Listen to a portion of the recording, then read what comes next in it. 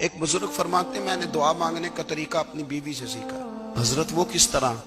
فرمانے لگے میری بیوی نے نا مجھے کوئی کام بتایا، کچھ پیسوں کی ضرورت کے لیے کہا، تو میں نے اسے کہا کہ بھئی ابھی میرے پاس نہیں ہے، کچھ دنوں میں آتے ہیں تو میں دے دوں گا۔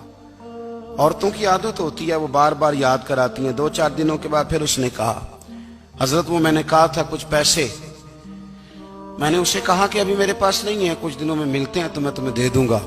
اس نے کچھ دنوں کے بعد پھر کہا حضور وہ میں نے کچھ پیسے کہے تھے۔ فرماتے میں نے ڈانٹ دیا، میں نے کہا کہ کیا تو روز مجھے شرمندہ کرتی ہے، کہا نا میرے پاس نہیں ہے، ہوں گے تو دے دوں گا، تو روز یاد کراتی ہے۔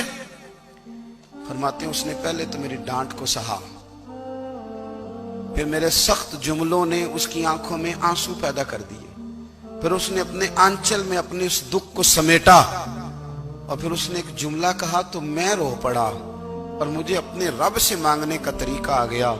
مجھے کہنے لگی حضرت جی آپ نے ڈانٹ دیا، میں نے سہ لیا، پر آپ ہی میرے شوہر ہیں، بتائیں نا آپ سے نہ کہوں تو میں کس سے جا کے کہوں۔